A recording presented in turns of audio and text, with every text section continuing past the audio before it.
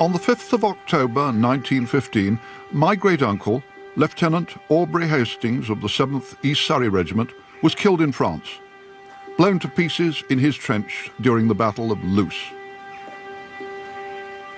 I grew up with his story, reading the unhappy letters that he wrote amid the poppies of the battlefield, along with those of a grandfather and another great-uncle who survived. But this is the first time I've visited the cemetery at Fouquier-la-Bethune, where Aubrey's buried, one of some 900,000 British Empire dead of the First World War. Almost everyone in this country shares such links with that catastrophe for our forefathers and for Europe. It's a funny business, looking down at the last resting place of one of my own family whom I never met, who died in a struggle that I've spent decades reading about. Its horror is not in doubt. But where I part company from what we might call the Blackadder take on history is to believe that it was also futile, that it didn't matter which side won. In the 21st century, the British people are deeply wedded to the idea that the Second World War was our good war, the first our bad one. But what if we'd stayed out? What if Germany had won? In my opinion, the deaths of Aubrey Hastings and hundreds of thousands of his comrades were assuredly a great tragedy, but they were not for nothing. Many British people honour the men who fought and died with a mixture of sorrow and a sense of waste. A belief that no cause could have justified so horrendous a sacrifice. But 100 years after the outbreak, it seems time to revisit the reasons we went to war in 1914. I want to argue that far from Britain having plunged into a bloodbath we could have stayed out of, our part in the First World War was tragically necessary.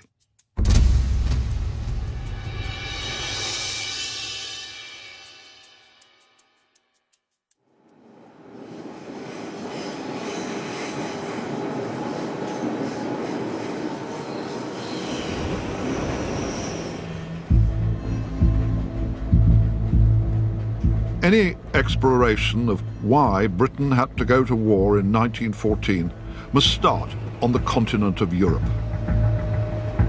The spark was ignited in the Balkans on the 28th of June when Gavrilo Princip, a Bosnian Serb, shot dead Archduke Franz Ferdinand, heir to the Austrian throne. The empire's rulers immediately determined to exploit the outrage to justify invading neighbouring Serbia, where the murder weapons had come from. But the Russians were Serbia's close allies, and they made it plain they would fight to protect their fellow Slavs.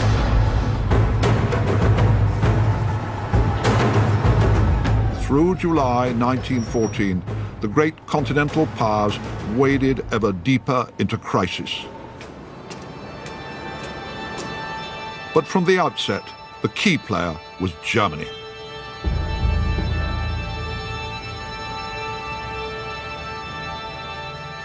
On the 6th of July, its rulers pledged the Austrians their unconditional support to smash Serbia, promising to deal with Russia and its own ally France if they intervened. Day by day, it became plainer that none of the big players would back down. And thus began the countdown to the First World War.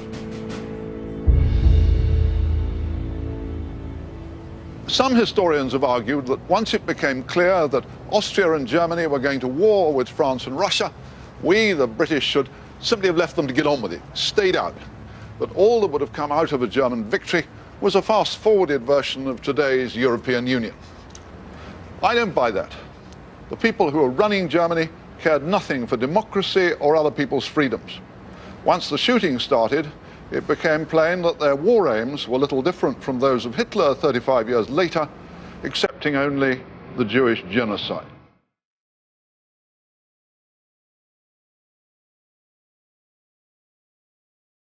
The causes of the war are hugely complicated, with the death of the Archduke only setting in motion existing forces. No one nation deserves all the blame. But there's an overriding case that German recklessness contributed more than anything else to make a conflict intended to settle a local score escalate into a European war. And once the fighting and dying started, it became cruelly apparent that a German victory would be a disaster for Europe.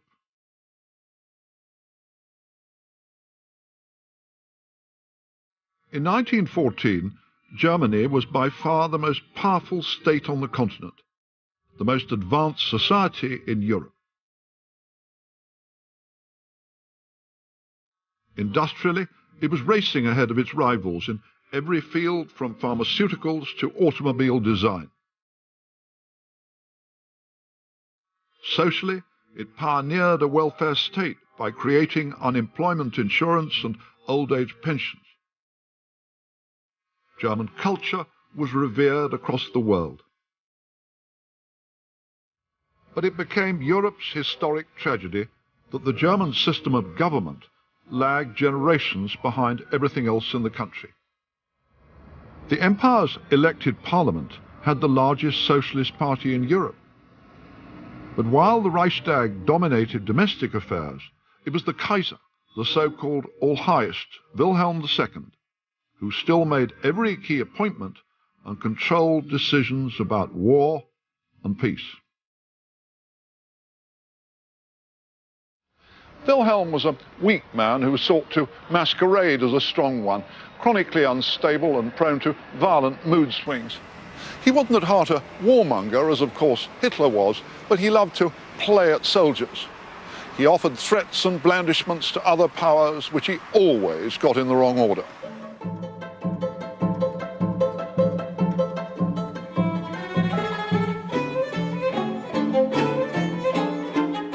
Professor John Roll has spent a lifetime studying and writing about the Kaiser. How personally influential was Kaiser Wilhelm in the decision for war? Kaiser Wilhelm took over the reins from his father in 1888 and inherited Bismarck's immense power himself when he threw Bismarck out. But not content with that, he then went back to an almost 18th century notion of monarchy. In other words, he insisted on ruling personally. With the result, he appointed all ministers, all the chancellors, all the generals, all the admirals, himself personally, according to his likes and dislikes. He was an extremely assertive bully. Well, it was just an extraordinary situation that you had a socialist majority, violently anti-militarist majority in the Reichstag, and yet exercising no influence at all, really, over this regime and foreign policy. Yeah. One of the reasons, I believe, behind the German general's decision to go to war around about 1914 was the rising tide of democracy at home. The thinking was, well, if we leave it too long, we will not be able to get our way and do what we really need to do to make Germany great. So we better go before that time comes. The most powerful institution in Wilhelm's empire, and indeed in all continental Europe, was the German army. The Kaiser was also eager to extend his power across the seas and personally promoted the creation of a big-gun navy. This thoroughly alarmed the British, who feared Germany's fleet as a threat to their global trade routes and empire. As Queen Victoria's grandson, Wilhelm retained some respect for her people, but he was determined that neither he nor his empire should defer to them. It's almost as if he feels obliged to be more military and more masculine than any other monarch, perhaps because there's always the whiff of Englishness about him, his mother being English. He was always very keen to say, no, I'm not English, I'm Prussian, I'm extremely Prussian. So there's this autocratic side to him, there's extreme militarism, but some of it does come from England. So, for example, the love of the Navy, the idea that he has a mission to become the superpower in Europe in place of Britain. He feels he has a right as leader of this new, energized Germany after unification. Fear of Germany's might and of its aspirations to dominate Europe prompted Russia and France to forge a close military alliance. Although Britain's government made no firm written commitment, it posted an option on supporting them in the event of war. Many British people recoiled from the idea of joining an alliance with Tsar Nicholas II, whose people had been Britain's enemies through the 19th century. But the fears of Europe's rulers that a general war would result from their rivalries caused every nation to huddle close to its friends.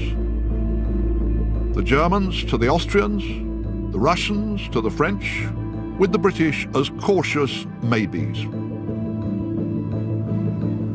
Germany's warlords were haunted by fears of Russia's growing might. Some of them were convinced that challenging the Tsar's armies sooner rather than later offered Germany the best chance of victory. This is one of many German memorials to Prussia's 19th century military triumphs. Instead of perceiving big wars, as we do today, as universal tragedies, the Kaiser's generals, and sometimes Wilhelm himself, believed that trial by battle was an acceptable instrument of policy. All Germany's leaders were insecure, even paranoid, about threats at home from the socialists, abroad from Russia and France, probably backed in a showdown by Britain. In those days, not many people thought seriously about economics. The Kaiser and his generals counted soldiers. They failed to realize that their country was achieving dominance of Europe without firing a shot through its industrial power. By 1914, so many Germans had come to believe that a European clash in arms was inevitable, that their fatalism contributed mightily to bringing this about. The Kaiser, who was almost certainly clinically unstable, was one of 3 men in Germany who took the key decisions which resulted in war. To this day, historians argue fiercely about which pulled the levers to precipitate disaster. The others were the Chancellor, Theobald von Bethmann-Hollweg, appointed by Wilhelm, and General Helmut von Moltke, head of the army. The Kaiser and the Chancellor were the ones who, on the 6th of July, promised Austria Germany's support against Serbia. Bethmann-Hollweg, knowing that Russia was committed to protect the Serbs, pressed the Austrians to hurry their invasion to preempt the Tsar. This has become known as Berlin's blank check, keystone of the argument that Germany was most blameworthy for the horrors that followed. Professor Sir Hugh Strawn has been studying and chronicling the war for over 30 years. He agrees that Berlin took a huge gamble.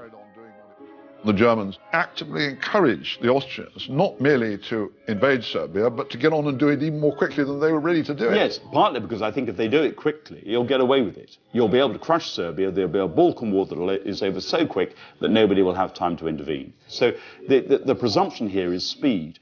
And what Berlin is doing is constantly taking best-case advice. You know, will Russia stay out of this war because they're worried there'll be a revolution in Russia? The best answer is that yes, they will, because there has been a revolution in Russia in 1905, and there might be again. So they work with that assumption, whereas in fact, of course, the Tsar is going to be put under tremendous pressure to back the South Slavs in Serbia. But throughout July, the one nation, surely, that had the power to stop this process, if the Germans had said to the Austrians, stop, do not invade Serbia, there would have not been a general European war, would there? That's right. I think they have the power to say no. I mean, after all, the blank check is central, and the blank check is issued by Germany. And Germany then seems to show remarkable insouciance as to how that check will be used. You know, Austria-Hungary still has to cash it. It's Austria-Hungary that has to initiate war, but absolutely the balance then shifts to Berlin, and if any power has the capacity to stop it, it's Berlin, particularly at the very end of the crisis. Army Chief of Staff Helmut von Moltke, who answered only to the Kaiser, also played a pivotal role. On the 28th of July, Wilhelm and Bethmann-Hollweg experienced a brief panic attack The looming war now looked far bigger and graver than they'd bargained for. But Moltke, on his own initiative, telegraphed the Austrians and urged them to hasten their attack. The Chief of Staff had long argued that if Germany must face a European showdown, it was better to have it before the Russians' big armaments expansion program was complete. At an Imperial Council meeting in December 1912, he's reliably reported as saying, "War, and the sooner the better." Annika Mombauer is a German scholar who's written a biography of the Chief of Staff which emphasizes his role in the July crisis. Where did Moltke fit into the decision for war? Well, Moltke very much advocates war. He thinks that war is inevitable in the long run. He thinks that eventually Russia will become too strong, too militarily powerful for Germany to defeat her, and therefore he creates an atmosphere in which war seems a good solution out of a perceived problem. One thing that seems extraordinary to us about how dysfunctional the German government was in July 1914 is that here you've got Moltke, who's supposed to be just the head of the army, and at a critical moment, July the 28th, he sends a telegram to Vienna, to the Austrians, telling them to get on with invading Serbia. And it does seem an extraordinary reflection of both how reckless Moltke could be and of how powerful he was. Well, you're right. He does send that telegram, and in Vienna they end up saying, well, who rules in Berlin? Who rules in Berlin, Moltke or Bethmann? Or was it, in fact, the Kaiser? So, yes, you're completely right. He exceeds his authority, if you like, by sending this telegram. Germany's leadership in July 1914 was extraordinarily reckless in accepting the risk that by promoting a small Balkan war, they would trigger a huge European one. When it became plain that the Russians would fight rather than see Serbia go under, the Germans refused to take the one step that could have prevented a general European catastrophe, telling the Austrians to pull back. Instead, they themselves prepared to mobilize against Russia. And that's why I believe they deserve most blame for all that followed. On the 28th of July, Austria declared war on Serbia, and 2 days later, the Tsar ordered his army to mobilize.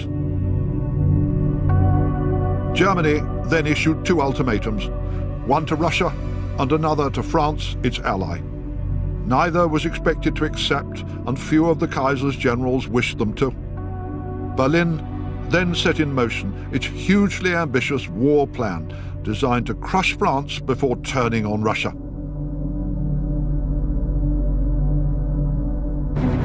Created almost a decade earlier by Moltke's predecessor, Count Alfred von Schlieffen, the plan required an invasion of France by way of its back door through neutral Belgium.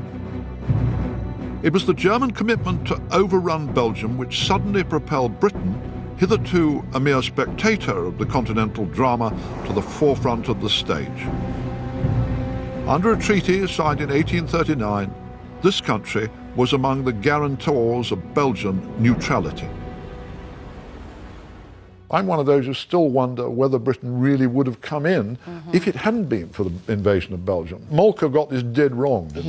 He did. He was in an impossible situation militarily speaking or strategically speaking because Germany is in a sense encircled by France in the west and Russia in the east.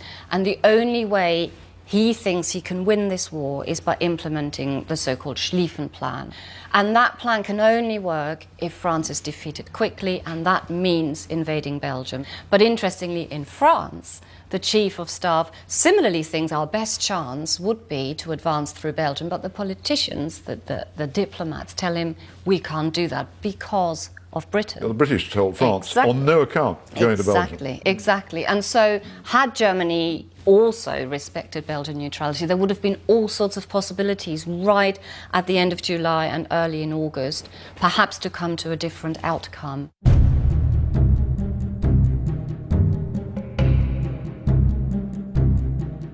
Thus, in the first days of August 1914, Germany prepared to invade and crush France in a campaign of 40 days before turning on Russia. Europe had a war, but must the British be in it? Would they fight?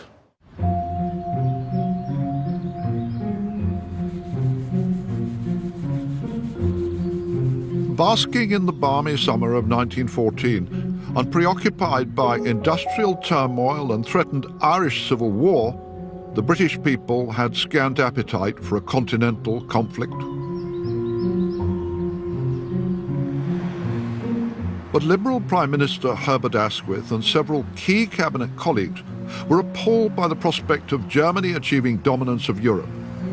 They doubted that Britain could merely remain a bystander while this happened. One such was the Foreign Secretary, Sir Edward Grey, who played a critical role.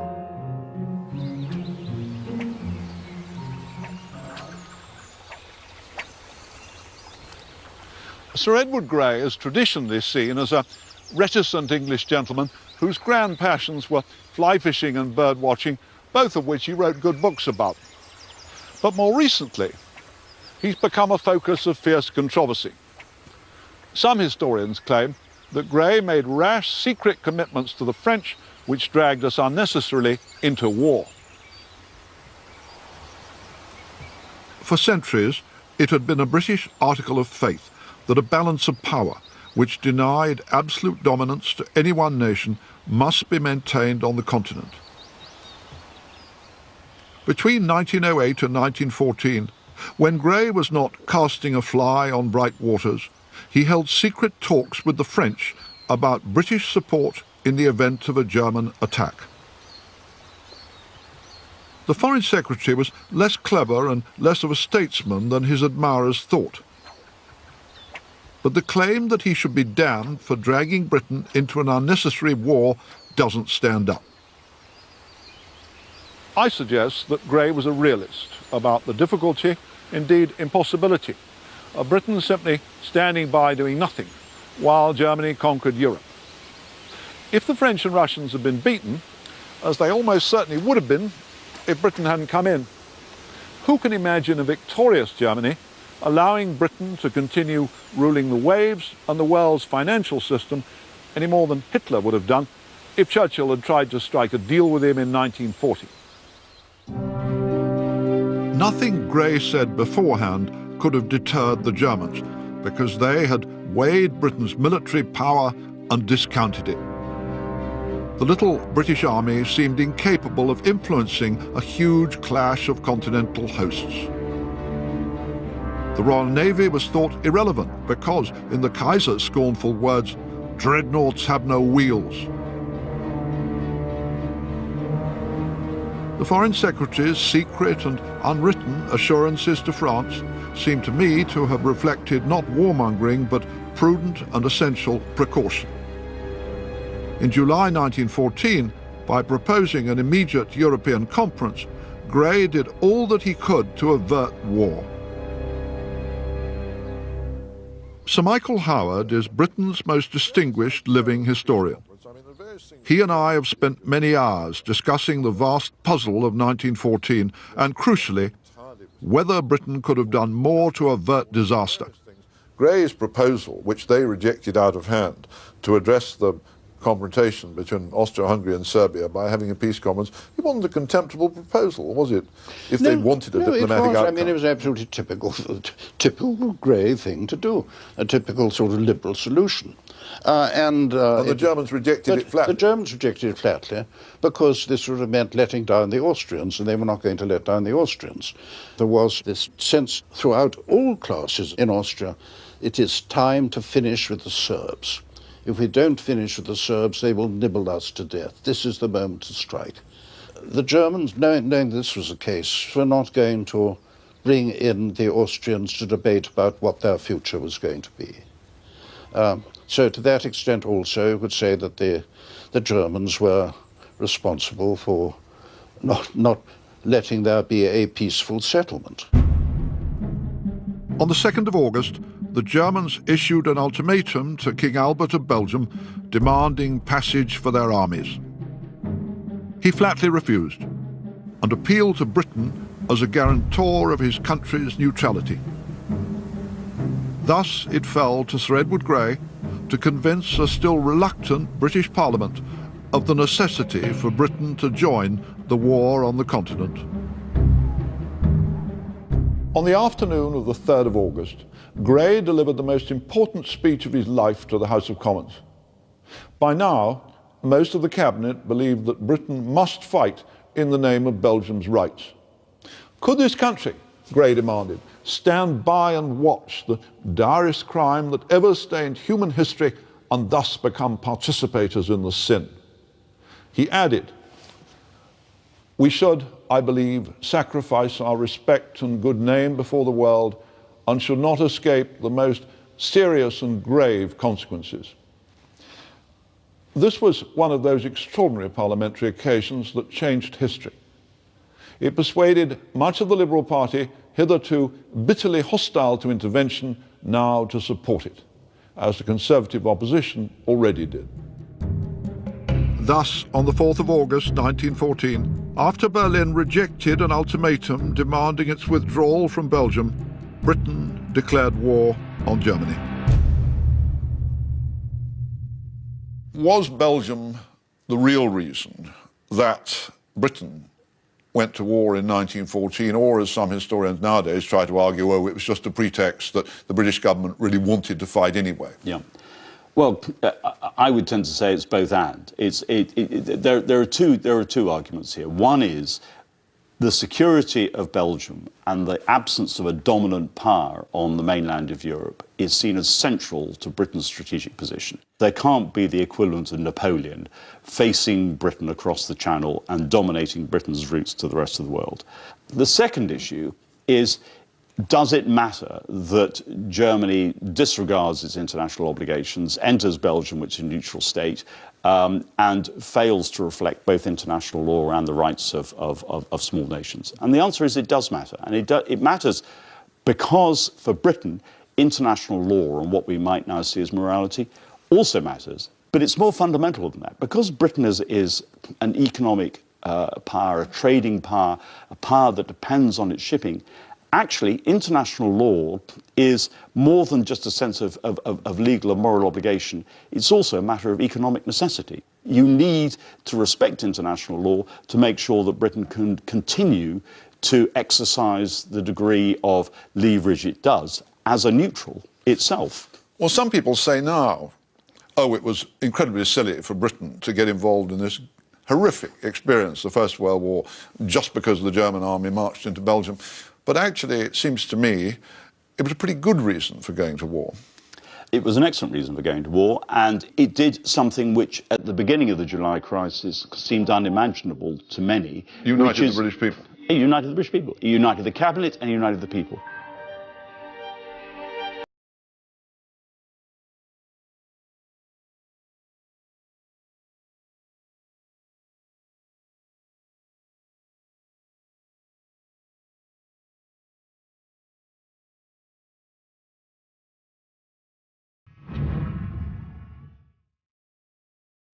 Within days, the first reports appeared in the world's newspapers describing the extraordinarily brutal conduct of German troops towards the Belgian people.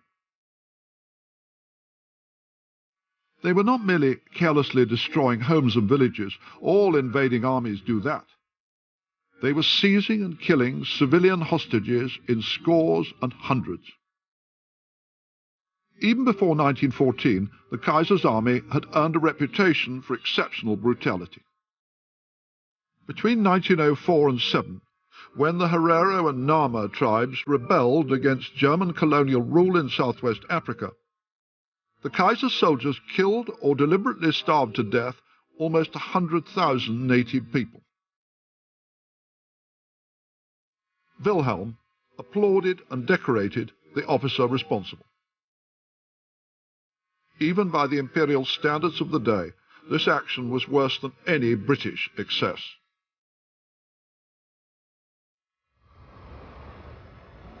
But the Herero genocide had been far away in Africa. In August 1914, world opinion was stunned by German savagery towards fellow Europeans.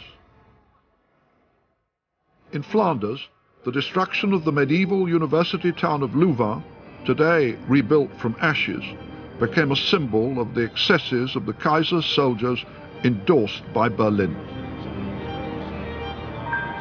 Professor John Horn has exhaustively researched and catalogued the German army's actions in Berlin and France during 1914.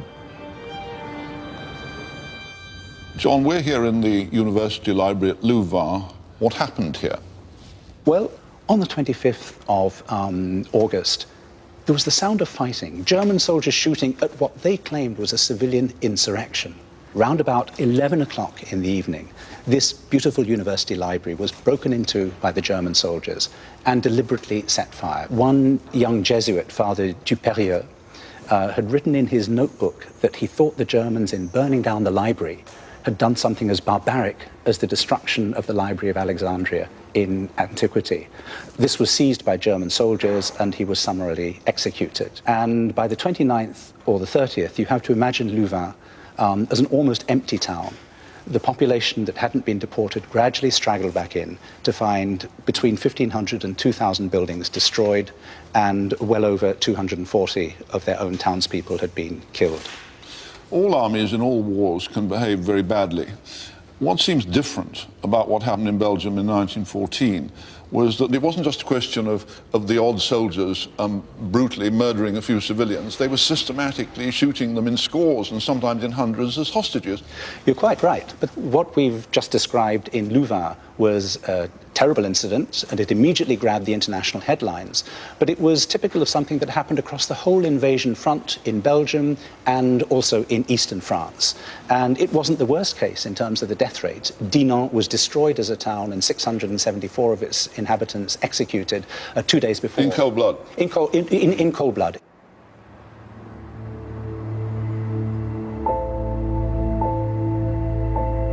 In the first weeks of the war, nearly 6,500 civilians were executed by German troops in Belgium and France.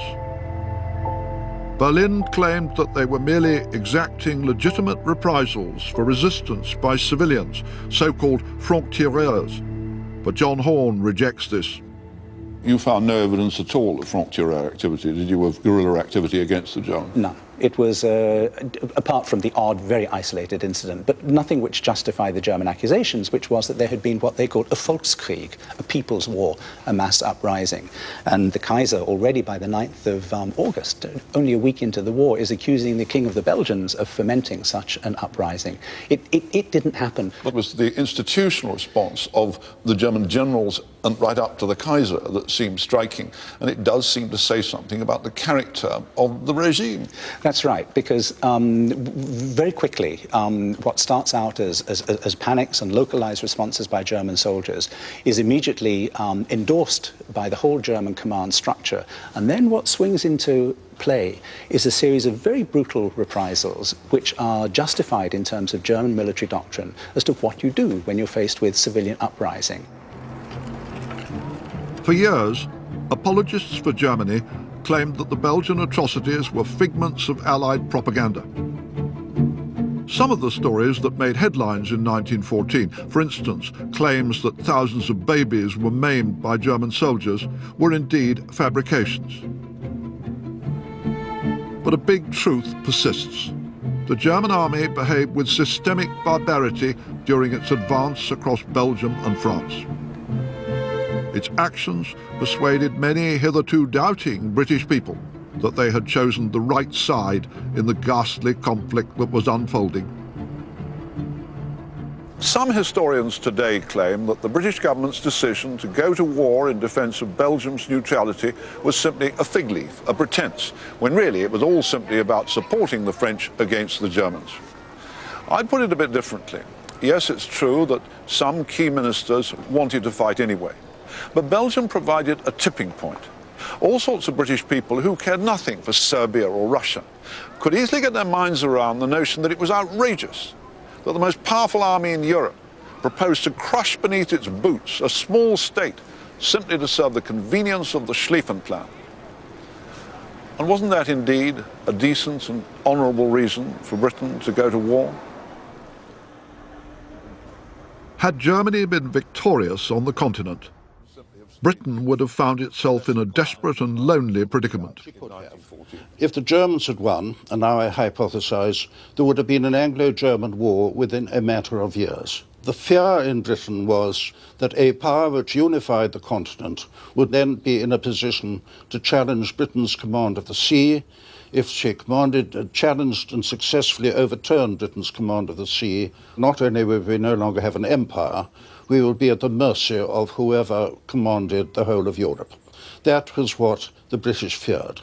That was what... And they were right to fear it. And they were right to fear it because there was a substantial element in Germany, led by the Kaiser, whose one objective was to challenge Britain as a world power, to build a great navy which could then defeat the British, and Germany would then become a world power at the expense of the British. So if the Germans had won the war, I see no way in which they would not have used their dominance of Europe to bring the British down. So we would not have avoided a war, we would only have postponed one.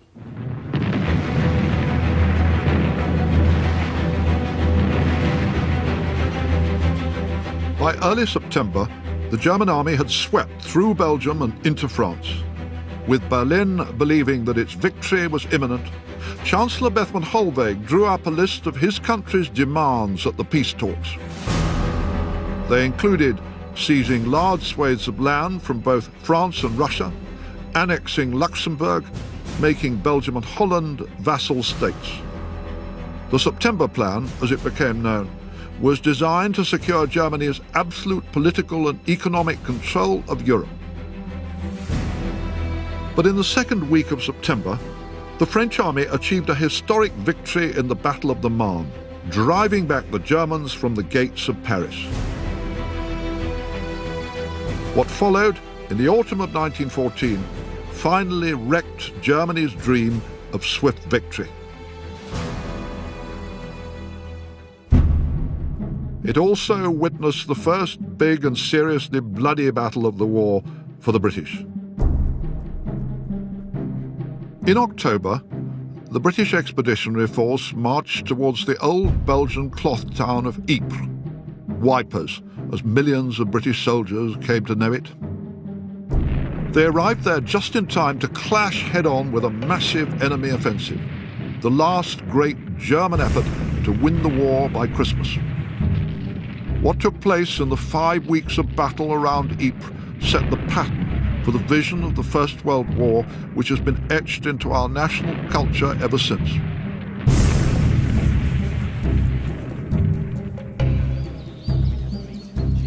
Former soldier Clive Harris today guides visitors to the battlefields of the First World War, and especially those around Ypres.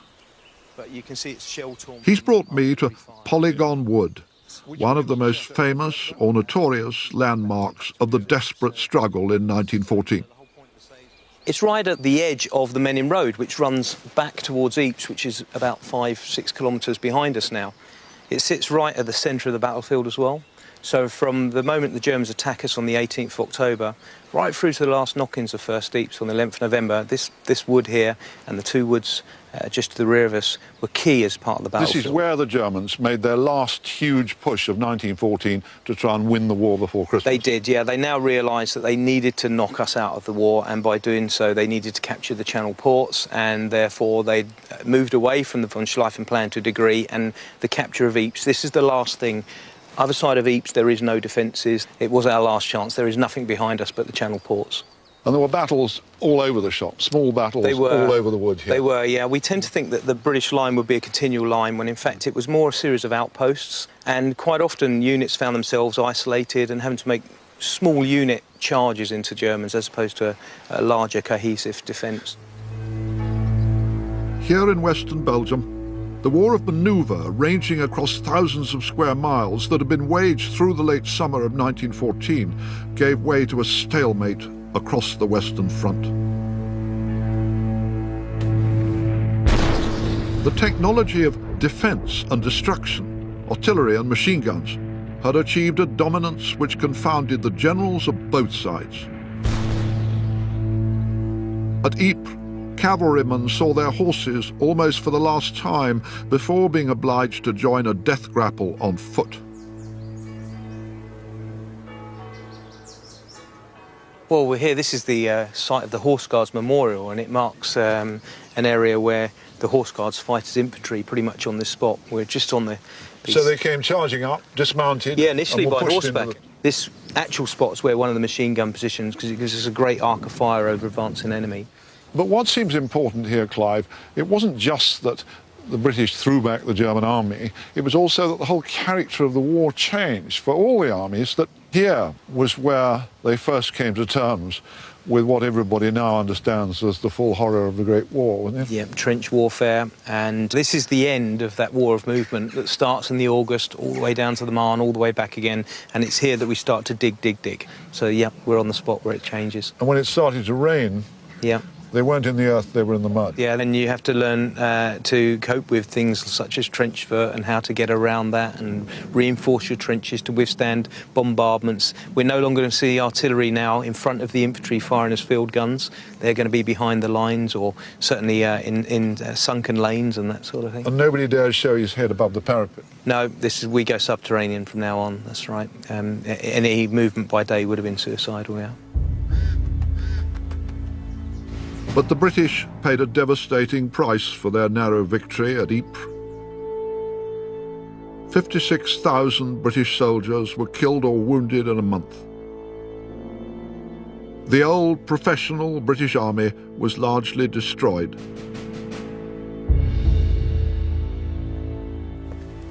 Thereafter, it would be civilian volunteers and later conscripts who accounted for the overwhelming majority of the 6 million British soldiers who eventually served.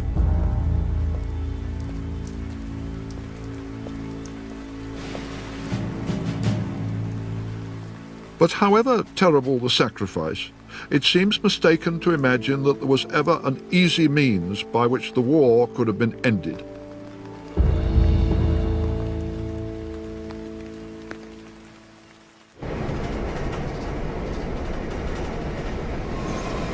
Gentlemen, our long wait is nearly at an end. Tomorrow morning, General Insanity Melchett invites you to a mass slaughter. We're going over the top. Well, huzzah and hurrah! The hugely successful Blackadder series epitomises the enduring popular view of the First World War, that the British Army fell victim to idiot commanders devoid of brains or courage. Well, best of luck to you all. Sorry I can't be with you, but obviously there's no place at the front for an old general with a dicky heart and a wooden bladder. Well, Chuff then. See you all in Berlin for coffee and cake. Most of the war's commanders really were pretty unlovable and unimaginative men. But once the most powerful industrial states in Europe were locked in strife, it seems wrong to imagine that even a Wellington or Napoleon could have found an easy road to victory. George Orwell wrote a generation later that the only way to end a war quickly is to lose it. He was right. The trench stalemate on the Western Front posed intractable problems which no commander proved able to solve. Generals needed to be able to control their forces by telephone and could only do so from behind the front rather than at the head of their troops as on history's battlefields.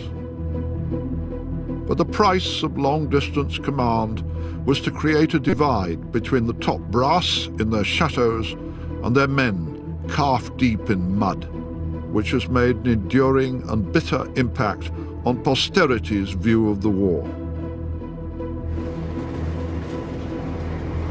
In the summer of 1918, Allied forces finally broke the stalemate on the Western Front and pushed east across France, with the British Army taking more prisoners than all their Allied partners put together. The Germans, exhausted and demoralized, fell back in growing disarray until an armistice was signed on the 11th of November.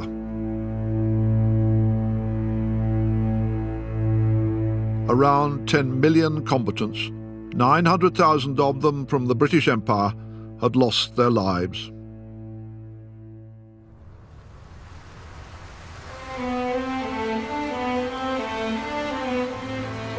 months after the shooting stopped, the victorious Allies convened a peace conference at the Palace of Versailles outside Paris. Their task was enormous, their purposes the most ambitious in history. The Versailles summit has often since been branded a failure which condemned Europe to a further generation of strife. Prime Minister Lloyd George, French Premier Georges Clemenceau, and American President Woodrow Wilson led the negotiations involving delegations from many other interested nations, which lasted for 6 months between January and June 1919. Their intention was to produce a treaty that would not only reshape Europe, but also ensure that there could never again be a great war by disarming the Germans and making them pay the costs of the conflict. Historian Margaret Macmillan is the author of the most compelling and vivid modern narrative of what happened at Versailles. What was at stake for the Allied powers at Versailles? I think they had two things they had to think about. They were deeply concerned about the state of Europe, and indeed their own countries included. There was real fear of revolution, and they were worried that the situation might deteriorate. What was also at stake, of course, is they were democracies, and they had to think of their publics. And the publics had been led to believe, and had been kept going in the war by the promise that it was going to make a much better world. And so what they had to try and do is create a better world to appease. Incredibly ambitious objectives. It was very ambitious, but then, of course, the First World War is so unusual compared to earlier wars because it was so exhausting that you couldn't just say at the end of it, well, that's it, done, we'll make a few border changes and we'll go back to normal. You couldn't go back to normal. I seem to remember that the Germans eventually paid less than they had made the French pay after they beat the French in 1871. But what the Allies couldn't say to their own people was, look, there's no way Germany can pay what really we need to rebuild, because their own people had suffered so much, and so they had to put a bill in. But what they did was they fudged it. They divided the total reparations bill up, so the Germans only paid a fraction. Once they'd paid the fraction, they'd pay the rest, which of course the Germans never wanted to do. The Allies really failed afterwards to convince their own peoples that their cause had been just, didn't they? Well, I suppose the problem with the First World War is that the expectations are so high, the promises are so great, and all sorts of promises, as we know, are made during the war to try and keep people in the war. But there's no way that all those promises can be cashed in after the war is over. Abuse fell upon the Versailles Treaty almost before ink was dry on the signatures. The economist John Maynard Keynes, one of the British Treasury delegation, published a scathing broadside entitled The Economic Consequences of the Peace. A strong German sympathizer, Keynes made a case that the terms imposed upon Germany were both morally unjust and economically foolish. How influential was Maynard Keynes in his book, The Economic Consequences of the Peace, which absolutely damned Versailles?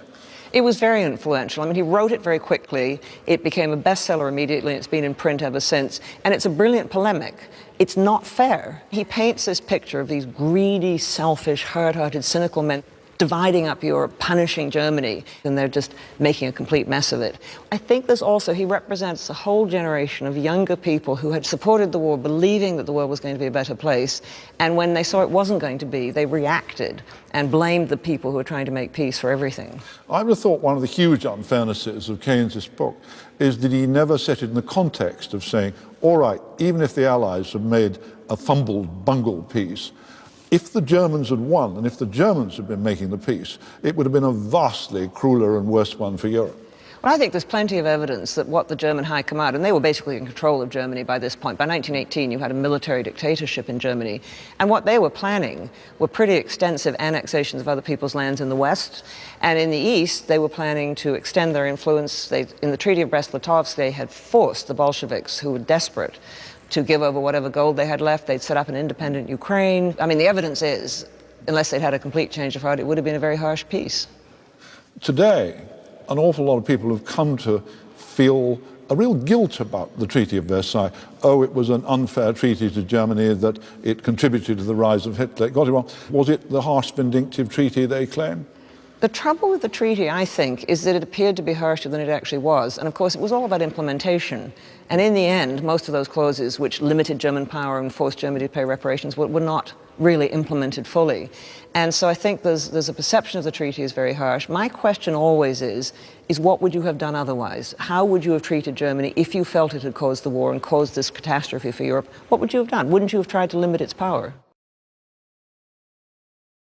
Because Versailles failed to deliver a lasting peace, it has become unjustly blamed for the fact that a Second World War had to be fought. In truth, so many violent forces and crises shook Europe between 1919 and 1939 that it seems absurd to blame the peacemakers for having failed in their grand purposes. In the decade following Versailles, all Europe groaned under the burden of paying the bills for the past conflict. Britain was almost bankrupt, and the moral and political regeneration which Prime Minister Lloyd George had repeatedly promised failed to happen. Many men came back from the army to find their old jobs taken by civilians, often women.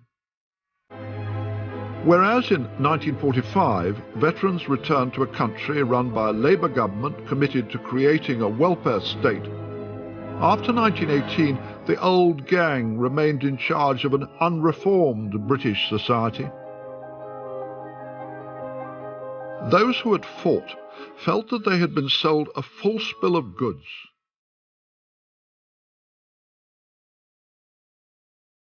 My own grandfather, a writer who won a military cross as a gunner officer in France, became one of those who, within a few years of the armistice, asked himself what it had all been for.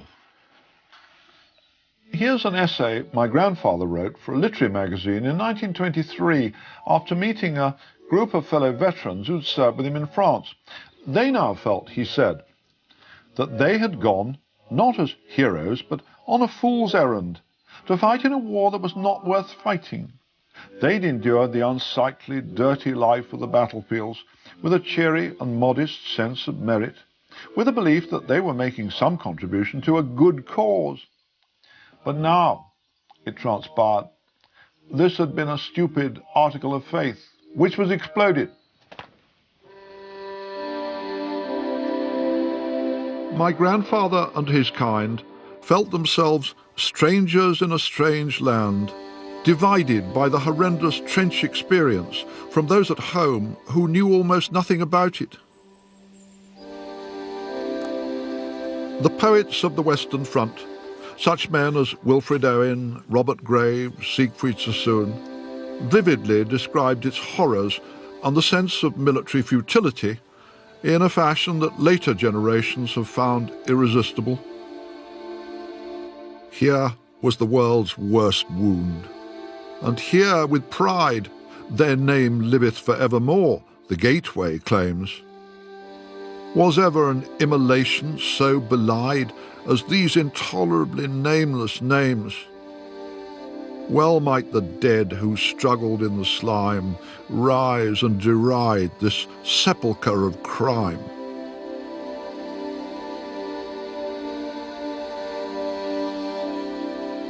But Sassoon and his kind never addressed the huge question of how on earth Britain could have escaped from the war except by conceding defeat.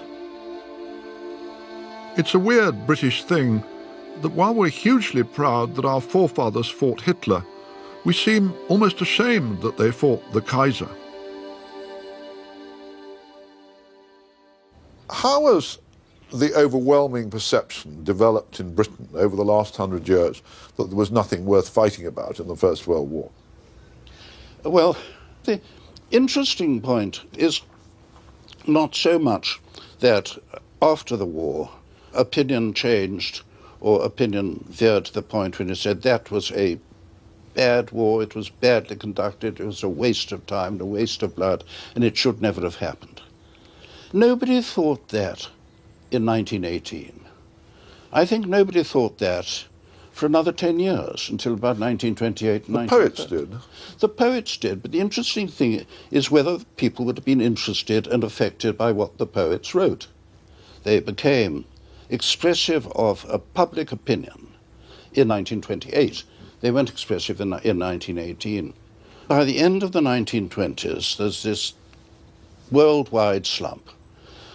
Total catastrophic unemployment everywhere, especially in Germany. The situation seemed to be far worse in 1928 than it had been in 1914. And by 1933 or so, it has become generally accepted that the war was an unnecessary war, that it had been bungled, etc., etc. So I think that what was very, very important was not so much the fact that the war had been terribly expensive and bloody and the losses were awful. It was that nothing seemed to have come out of it of any good. Europe's descent into the turmoil and privations of the 1930s caused many people to view the Great War as bungled, the peace shambolic. Some perversely blamed the victors for the rise of Hitler and Nazism. While many people today still think of the First World War as a bad war, the second has come to be seen by contrast as a virtuous crusade against the Nazi architects of genocide. Nobody went to war in 1939 to stop the Germans massacring the Jews. I mean, sad though maybe you say that, partly because, of course, the serious massacres hadn't yet begun, but principally because Germany might be doing awful things, Nazi Germany, domestically, but in those days nobody saw that as an obligation to go to war in the way in which we would today.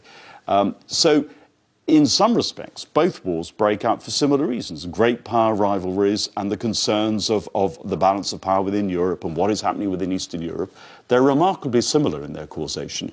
And it is perverse that we have closed the Second World War as the good war and the First World War as the bad war. And of course, we have not remained sufficiently, I'm talking we as British now, have not remained sufficiently independent-minded or sufficiently historically aware to put these things in our own and a proper context.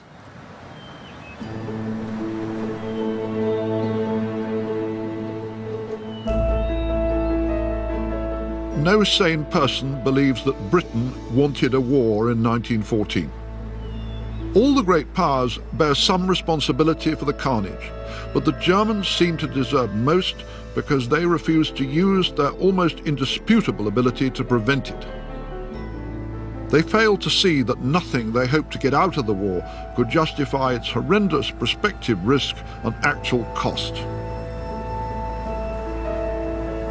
Britain emerged from the First World War with little to show save a few worthless colonies and a host of public memorials. But the right questions to ask about the conflict and the nation's sacrifice today are whether we could justly or sensibly have stayed out of it. And what would have befallen Europe if the Kaiser's Germany had won? I'm imagining Whitehall as it was on the 4th of August, jammed with expectant people about to be swept away by the most dreadful cataclysm in European history. Nobody in their right mind would suggest making the centenary of 1914 an occasion for celebration. But we should have the courage to tell our children and grandchildren that the wartime generation did not fight and die for nothing. That if their enemies had prevailed, Europe would have paid an even more terrible forfeit.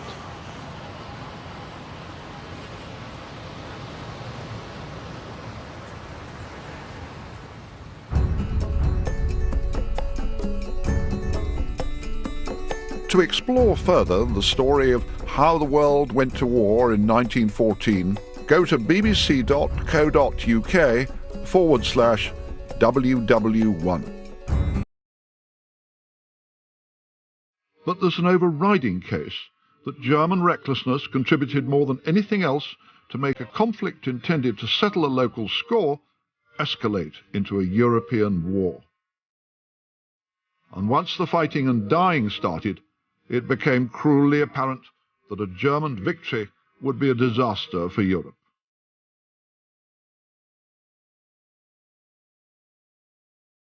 In 1914, Germany was by far the most powerful state on the continent, the most advanced society in Europe.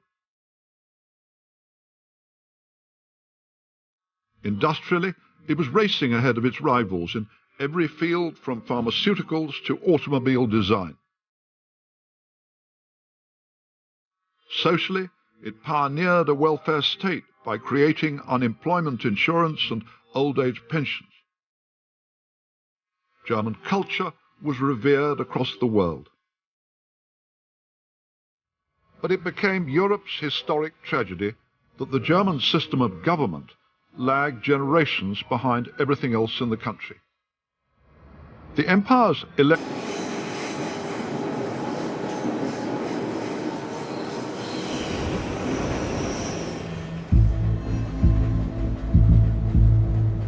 Any exploration of why Britain had to go to war in 1914 must start on the continent of Europe.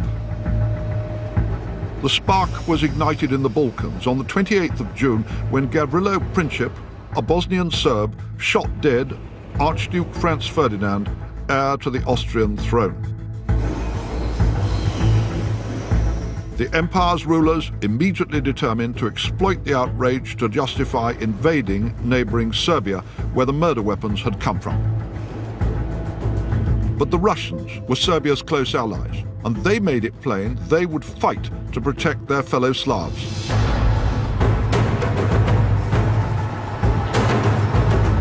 Through July 1914, the great continental powers waded ever deeper into crisis.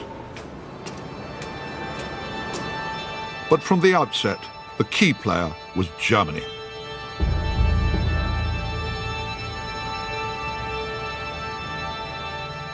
On the 6th, that it didn't matter which side won. In the 21st century, the British people are deeply wedded to the idea that the Second World War was our good war, the first our bad one. But what if we'd stayed out? What if Germany had won? In my opinion, the deaths of Aubrey Hastings and hundreds of thousands of his comrades were assuredly a great tragedy, but they were not for nothing. Many British people honour the men who fought and died with a mixture of sorrow and a sense of waste. A belief that no cause could have justified so horrendous a sacrifice. But 100 years after the outbreak, it seems time to revisit the reasons we went to war in 1914. I want to argue that far from Britain having plunged into a bloodbath we could have stayed out of, our part in the First World War was tragically necessary.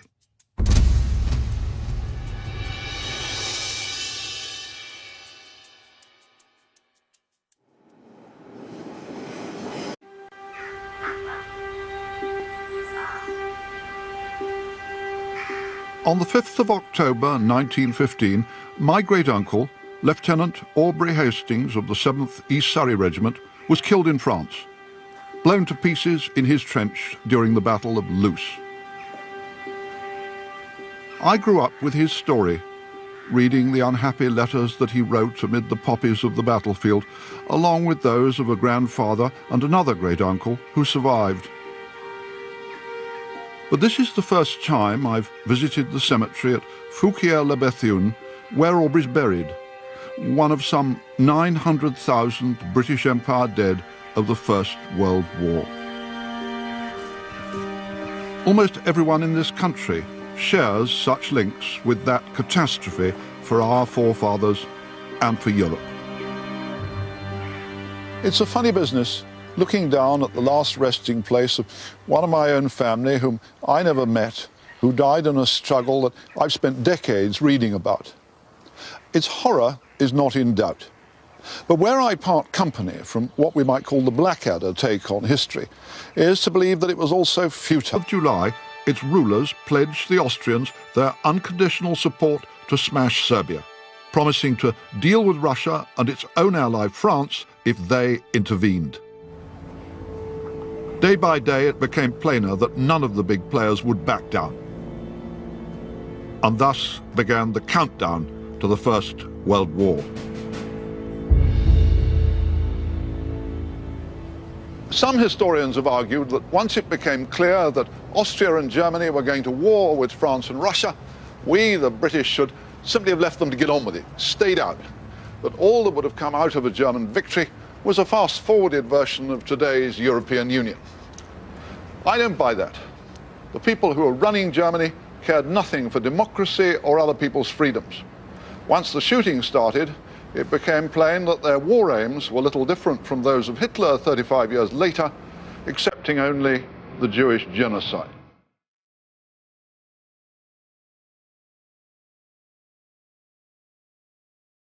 The causes of the war are hugely complicated, with the death of the Archduke only setting in motion existing forces.